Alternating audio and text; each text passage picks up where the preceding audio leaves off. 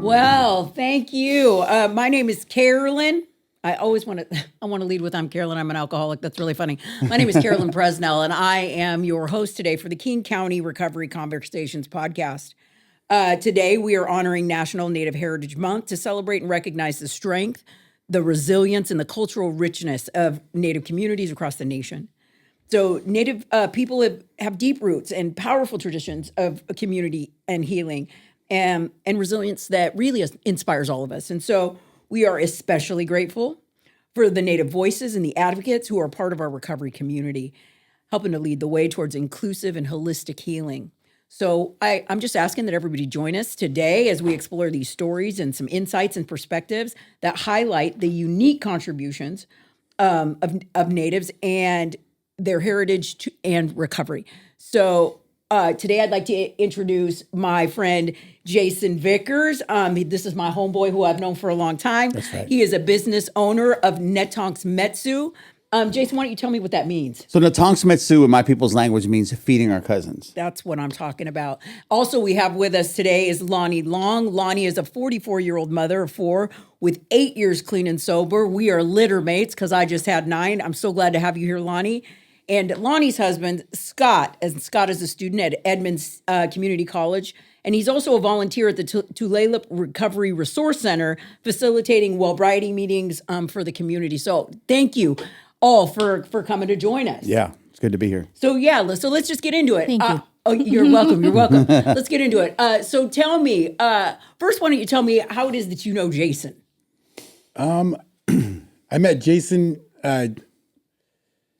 I think the first time I talked to him, I was handing out fish I was handing out smoked fish, and I think I met him like a little bit before that, but I was handing out fish back because I don't like to waste any of the fish. So I had a fish backbone that was smoked fish, and he was standing in line getting ready to get food, and he's like, "I'll take that over a plate any day." And Those who know, yep, and ever since then I've just been. It was instant. It was instant connection. I friend request on Facebook and I start messaging. I like to check on people all the time, so it's one of the things that I do. So listen, Jason and I have fallen in love over food many times. That's right. So that's what's up. Loni, why don't you kick us off with, I'd be interested in knowing how long have you and your husband known each other, and were you sober when you met? We've known each other since school. He was 13 and I was 15, I think. Oh, hey. Yeah, okay. So, okay. we went to the same alternative school in Wapato, Washington. He's younger than me, so I didn't really kick it with him. And no, for real. Hey, and it was the only time my mom ever kicked anybody out of the house. My house is the spot. Yeah. First time I went to his house. Yep, and then she's like, my cousin told me, "Oh, his mom lets everybody kick it there and drink." I'm like, "Yeah, right." So we went over there. No, we went over there, and his mom flipped out on us, banging the door down, breaking the door down, and she was like, "Get out!" So we took him and the beer. Yeah, took me and my beer, and then and we were on like a 2-week ride, like a 2 week. Yeah. So why don't you tell us a little bit about your early history? Around the path that kind of led you to recovery. What was it like? Growing up and being caught up in the mix. Yeah. Well, I think that I'm learning in sobriety that generational trauma is a part of us as a people because, and I didn't know that. My dad died at 4. My mom died when I was 10. I was a product of the environment I was in. I was a product of foster care and family care. There was a lot of abuses going on. So drinking just seemed like the normal thing to do. Not knowing about generational trauma and how our parents went through this and our grandparents went through this in the boarding schools, and that our ancestors were raised in boarding schools where they were taken as like 3-year-olds, 4-year-olds, and they were being raised by people who had no connection with them, who didn't tell them I love you, who didn't hug them, who didn't have those. They didn't show them that love and care that you need growing up. That a mom and a dad gives you. But I think that the people that raised me weren't given that either. So that's why they treated me the way they treated me. So being like a teenager, drinking and drugging was the only way that I felt was an escape, happiness. But I've been in and out of treatments 7 times, 3 DUIs, smoking dope every day, meth. I prefer meth, and I'm up for 3, 4, or many of 5 us days. do. I prefer meth. That's my thing, and Yeah. and I'm the only one drinking too at the same time. Yeah. Nobody else would be drinking, just me. That's I'm a bold move. like, no, ain't nobody want any. And them is like, nah. Right. But I was drinking with her. That's, I mean, and we didn't end up together until I was 21, and I started smoking dope at 21 too. So me and him been together since I was 21. I'm 44 now. So Well, why don't you give us a little bit of the history, Scott, of kind of your early time, where you guys stayed connected? You were just friends during that time prior to. No, I got dropped off for throwing up on the car. in yeah, my we house. dropped him off. And then never seen him again. And then I never seen her again until I was 19, 18 years old. I just came back from Alaska, and my whole existence from probably 10 to 35 was alcohol and drugs, and it started out just stealing cigarettes from my dad. And then one time I found what I thought was a cigarette outside, and it would end up being weed, because my dad would flick the cigarettes out the window, and I would always grab them and I'd smoke them, and found out what weed was, started smoking weed, and then and really drinking started for me when I was little. My dad would sit behind a drum set, just like that drum set right there, and I'd bring him his beer, and he would ask, he'd go, "Don't bring it to me with the cap on it. He'd crack it open and hand it to me." So down the hallway, I'd crack it open and I'd take a little sip, and from that point on, at 12 years old, I was stealing liquor from my mom and going to school drunk, and then when me and her met, her cousin, who is now one of the missing murdered Indigenous people, Benita Long, invited her over to my house, but after that, we didn't see each other till I was 19, and at that time I'd become like the alcoholic all the way. Alcoholic and weed was my big thing, and then occasionally any other drug. yeah. Yeah. And I never got into opioids. I'm very, very happy about that, because I don't know where I'd be at if I would have gotten into that. And I was an all day user, I got, what got me sober was ended up getting shot in a drive by at a gas station. My cousin got shot 5 times. I got shot twice, and then I woke up in the hospital, and I still was using for the next year after that. But right after that, I was like going hard on a whole different direction of it was super dark road, and then I ended up going to prison, like, because we got shot at another thing when we were breaking into a house. Got shot at. I eluded the police, and then I ended up getting caught, and then going to prison for unlawful possession of a firearm. How long were you in prison?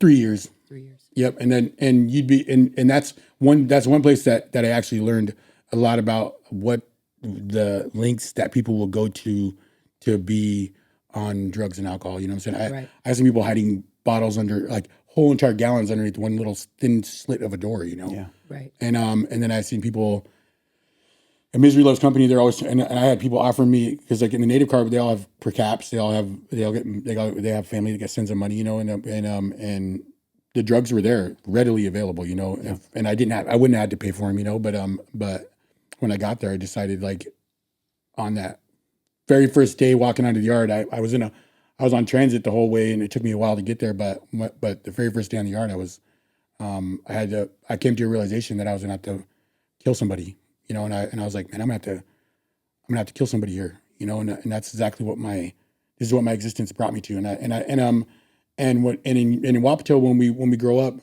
in our addiction and in the groups that we're in, it's not about when we go to, it's like, if you go to jail, what's going to happen? No, it's about when we go to jail. This is what's going to happen. You know what's coming. And it was part of my growing up was planned Part of already. the Prison. culture. Yeah, Part of the we go culture. to prison, and we get shot. Everybody, and over there, it's a very, very, very common occurrence to meet 4 people sitting in a row just like this right here, and every single one of them has been shot. Yeah. You know, and over here when you say you got shot, people are like, oh my God, you got shot, oh my God. And but where I'm from, it's common. it's very, very common. And, So how long have you been sober now? 13 years. 13 years. Yeah. Nice. And and that's like, for me, I have what I believe is survivor syndrome, you know, and I think that when I put it in that context, you know, the plane crashes, only 2 people live, and those 2 people out of a plane full of people, they wonder why they were chosen, you know, to live, and out of all the people that I know, I mean, she pulled me down from the ceiling one time in Alaska, you know, because I hung myself, you know, and it was right after my bro hung himself, you know, and he hung himself because he killed my friend in a car in a drunk driving accident, you know, and so there's all these instances where you know my best friends I can count, you know, on one hand, you know, and now today I have bros that I can count, that take my hands and my toes, you know, but I Scotty, have, if I may, I just want to stop and say I'm really glad you're telling this particular story, because there's a lot of stories that I know come through this particular podcast, a lot of stories of people's recovery, a lot of stories of people's problems. But if we're talking specifically about like native, like what the native world is like, you're giving us a real good window into something that a lot of people might otherwise not know at all about what's really going on. Like when you talk about like Wapato and like how normal it is for people to have been shot, how normal it is for people to experience all these things that you're talking about. In our families, these things happen all the time, and they happen generationally. I mean, there's plenty of places in the city where they happen too, but if like you don't have access to natives and like what's really happening in natives' lives, you might wonder why.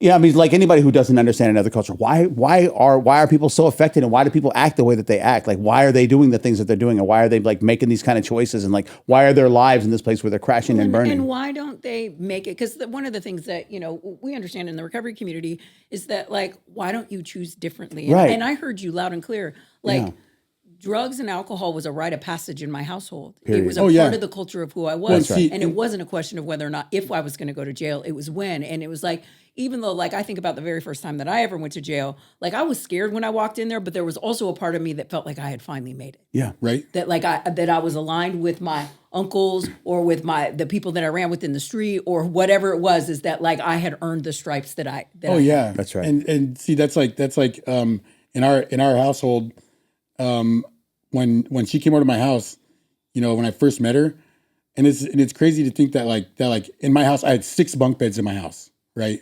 We had 6 bunk beds, 2 in each room. My sister had 2 bunk beds in her room. I had 2 bunks in my room. My brother had 2 bunk beds in his room, and out of those six bunk beds, they were all filled with runaways. You know what I'm saying? Yeah. And all the time. and we had a one pantry full of ramen noodles, and then we had the refrigerator empty. You know, and My grandmother had a house like that. I grew up in. I spent my teenage years in 3 or 4 different houses like that. You say that, and I can picture all these places I used to be. bricks of Kamad cheese. You know what I'm saying? All the barrel of powdered milk in the kitchen. And I say this as like a funny thing, but we used to egg people's houses with powdered eggs in water balloons. You know what I'm saying? And when we broke into people's houses, we weren't breaking in there to steal like TVs or anything, because we didn't have. We were breaking in to steal food. Yeah, and we would and maybe a strobe light if we found one, you know, and what's crazy is that I can go like one of the things that like because I got my associates in addictions, right, and I'm one class away from getting my associates, and the one part of my class that I need to do is my practicum, right? Yes. That's all I have left. But involving in with the practicum is my criminal record, right? That's right. Check this out, man. And I don't understand why it's taking me so long to do my practicum. I took summer off because I go Sundance and stuff, right? But the biggest part for me is writing, because you have to write an excuse for every single charge that you ever had. Yes. Right. And check this out. One of my charges, and I look at it, my niece, I'm open book with my niece, and I'm open book with any of my nephews. Anybody that wants to read it, they can read it. Yeah. But when I read it, I'm seeing stupidity, man, and I'm like, at its like worst. because I was up in Alaska It's for real. like America's Worst Criminals, but it's Oh man, and check this out for real. For real, one of my charges was I was up in Alaska, right? And and I went up there and made $10,000 a summer. At 17 years old, I was making $10,000 a summer, and I spent $10,000 a summer on alcohol and weed and other whatever people were handing me, right? And one of the charges that I got, I was brushing my teeth, blacked out in a car, and I got out and tried to run and fell down, and then the cop arrested me with a bread bag full of change, and I'm like, I knew I needed. Explain yourself. Yeah, and I'm like, I don't know where I got all this change from. I'm like, and I have to, but then I remember getting let go, and the guy's like, "Here's your money," and I'm like, I had money, and he hands me this bread bag full of change, and I'm like, and I go back and I ended up that year I ended up sleeping at an A-frame for the whole entire season, you know, and I'd wake up with a 40 bottle next to me on this side. I'd wake up with a plate full of chicken on this side that was already cooked from Safeway, you know, and I'd pray every single night that these two huskies would keep me warm because they always slept on my sleeping bag, you know, and it was crazy because and at that point I had to stay up in Alaska for an extra I think it was like 3 months. I didn't leave until after Thanksgiving, and I was there because I was being held in Ketchikan, Alaska for accessory to a murder, right? And at that it's the first time I bring my sister up there because you got a throat cut with a 40 bottle at a party. I bring my sister up to Alaska, and then a month later we're involved in somebody getting killed in a room, you know,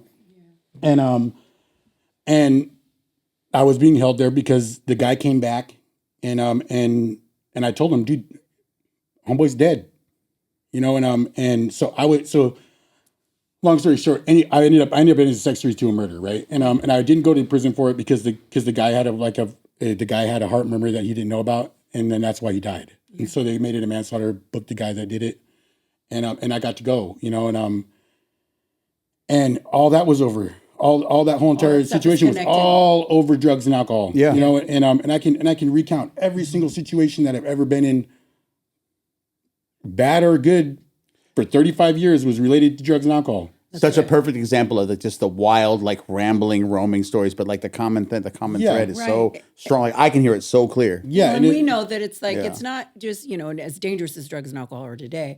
You know, it's like it's not always the drugs and alcohol that kill you, but it's the lifestyle. That's right. Oh yeah, that has changed tremendously. Just like I'm Fear and Loathing in Las Vegas, man. He says you can turn your back on a man, but you cannot turn your back on a drug. That's right. And, so I think this is a really good place for us to kind of pivot. I'm interested, you know, like I'm hearing the wild terrain of like what it looks, the action of being loaded and the places that it takes us and its penitentiaries and dark situations and our inability to make, you know, just really basic life choices is that like I come to, and like the nature of my life and my circumstances is just like, I accept it. I one of the things that you said, like I can't tell you how many times I came to the sound of the county doors clanging, and I would come out, and because I was incarcerated so frequently, you know, I would always see people who in the tank who I knew, and they're like, Carolyn, what are you in here for? And I would say, I don't know. I'll find out when I get to court. You know, and it's like the nature of those kinds of play. And you would think that that kind of stuff would be enough to deter you or whatever, but like I could not differentiate the true from the false. Like my alcoholic life seemed like the only normal one. That's right. And but there comes an end date to that stuff, and we do get to decide. And what I heard you telling us is that when you went into the penitentiary this last time, that you had made a decision that you were done. Yeah. Oh, and that decision didn't just because right when I got there, I had planned. I was like, man, when I get out, man, I'm gonna get a bag. I'm gonna start slinging, and at the beginning of going on the ride to prison, I was in the hole the whole time because on my paper I'm a gang member, right? And then I get to a yard where that gang can walk on the yard, and then I have to decide whether I'm gonna ride with the gang or I'm gonna ride with the bros, and then I have to put my fate in the hands of people that I don't know if they're gonna tell the story, if they're on the good, if I'm on their good side or the bad side. All it would take was, Right then and there. Were you in the feds? Yes. So they sent you to do your time away from where you're from. Yeah, El Reno, Oklahoma. I went all the way to Oklahoma. So you say you're gang, but you're not in a place where you're like affiliated with like people you might actually know. No, there was people there that I knew. Okay. And there's people there that are from Yakima. Okay. And that when I got there, they're like, "What's up, one shot?" Yeah. And they're like, so I had people there that I know, but I don't know whether they liked me or not. You know what I'm saying? Right. So how did you make the decision? I'm 35 and I've never been jumped into. I was never officially jumped into that gang. Yeah. And I'm not going to go in there at 35 and that's what I decided. I'm like, this is not going to be my life. Yeah. And I made a decision right there. I didn't have any food in my locker. I didn't buy a new mattress like everybody else was telling me to do. They're like, we got pillows for sale, you know, and there's everything you wanted you could get to make yourself comfortable. And I just Didn't. chose to be uncomfortable in prison. I did not want to be comfortable there, and I did not want. Yeah. And I started eliminating the excuses that I had. You know what I'm saying? And it was one, I had no job skills. I didn't have my GED. I dropped out of school in 9th grade, and so that was my first thing on my list: get my GED, and then after that, get some job skills. So I started to learn how to be a plumber, and then after that, I started just doing any kind of programming that I could do to stay out of the mix in prison, and then I told her every single time that we talked on the phone, and Were you still using when he was in prison? Oh, she was still using when I got out of prison. Okay. Yeah. And we were still together, you know? And what I told her is like, I go, anything that jeopardizes my sobriety or my freedom, I'm dipping. And the dipping part never happened, but I did get out and I stayed busy, and I wake up at 4:00 in the morning and walk to work from an area in downtown Seattle, you know? Yeah. And I'd catch a bus and I'd have to be to work by 7, but I had to catch the 4:20 bus just to make it to work on time. Yeah. And So you got released up here. yeah, I didn't We go were back to living in Yakima. Yakima this I whole didn't time. have there was and no then I went had to no prison, dropped you off at then Pioneer, he got huh? released up here. I went right up here on Boren. There's a federal Pioneer Fellowship? Yeah. halfway house there. Yeah. Yeah. So Yeah. here's a question. Y'all got kids. Yes. So 8 years old. your This kids is our are oldest yours. one. So your kids have never seen you loaded. No. I was loaded during the whole pregnancy. Gotcha. And then I think I sobered up like 3 weeks before he was born. Tell us about. I mean, yeah. Yeah. So I was still getting loaded every day, all day. Didn't know I was pregnant. We had never had any pregnancy scares. I had an abortion when I was 18. So I figured it hasn't happened, that it was broken. Yeah. So and with my lifestyle, that's okay. Yeah. You know, I Right. don't deserve to have kids. That's what I told myself, to make it okay not to have kids. So when we found out I was pregnant, he's like, "You're done." You're done. And it was a trip. No, it was a trip too, because she bangs me awake at 3 a.m, right? And I'm like, what? I have work. And you know, and she's like, I just seen something move inside my stomach. And I'm like, what? And she's like, there's I don't something, know, something moving inside of my stomach. And I thought, you know, with I don't know, with just tweaking out, I thought, you know, Right. it's a fucking parasite. Yeah. Or am I? No shit. And I'm getting eaten from the inside. Oh, she thought she was hallucinating or something. I swear I seen there's something move, and I'm like, oh And my I'm like, God, are you there's sure it's not a something- baby? And at 3 a.m, I go straight to Walmart Yeah. and I'm Got a like, pregnancy test. And I'm like, then we And I found out couldn't she's pregnant. believe Yeah, and then it was I'm a like, trip no, because this isn't. No. Right. Denial. Yeah. And then we went to the Planned Parenthood, and they were like, well, if it says you're pregnant, you're pregnant. I'm like, okay, I'm pregnant. And it was a process to get me into the doctors, because I didn't have Social Security card or something, and she wouldn't have a clean UA. So I told so I'm automatically on CPS mode, right? And I'm like, you got to have a clean UA before we go into the doctor, like Right. to go to the real doctors. Yeah. Especially with a native family, CPS Oh, will yeah. come and get them quick. And I was Take like, the and so I was like, you gotta have a clean UA. And then I'm like, and it was a trip because she's like, all right, and I locked her in the room, like literally locked her in the room, and for a week. Yep, and then we said Then his birthday happened. His birthday came around. Yeah, and that was a trip too because she's like, "What do you want to do for your birthday?" And I was like, he wanted to go to the powwow. I want to go dance at a powwow. I just want to dance. I don't even want to stay there for the whole entire powwow. I just want to go dance one intertribal and dip. That's all I did. I went all the way to Shelton and turned around and came back. And when I walked up the stairs, dude, I was like, and that's when you really see what addiction looks like. You know what I'm saying? Because especially with her, and I've known her high, and I've known her Sober. never sober. We were only sober one time for like a year. No. Yeah. Yeah. Well, No. we only went sober one time, and so I know her high and I know her 1 year sober. And when I walked up the stairs, she was cooking and she was cleaning. This kitchen was cleaning. She's like, birthday party's already, you know. And I'm like, what are you doing? And then. Yeah, but I mean, addiction it takes us, and it's. Well, she tried to play it off. Well, of course. Yeah. And then I go and that's what she was like. She's like, what? I'm baking you a cake, man. What's up? Yeah. Am I happy? He goes, you're not going to go to the doctor's appointment tomorrow, are you? I go, I'm going to go. He's like, you're going to be dirty. I go, so I'm going to go. I have to go. I just seen the look on your face. I have to go. I was like, you're high. That's what I told her. And she's like, no, I'm not. I'm like, you're high. So you went to the doctor. Yeah. Almost made it out of there without, and then they were like, wait, oh, come back. We just didn't take your blood pressure. So I'm like, oh. So they took my blood pressure. They're like, uh-oh, something's wrong. Your blood pressure's off the charts. It's all out of whack. You need to go straight to the hospital. You do not go home. You go straight to the hospital. They took me to the hospital, put me on these machines and the doctor and asking me all these questions and hearing the heartbeat, boom, boom, boom, boom. I'm like it's real, it can't be real. And the doctor's like, oh, you want to leave? I could tell you want to run. He goes, that's the worst decision you could make. That baby could die. You could die. We need to find out what's going on with your body, what's going on with your blood pressure.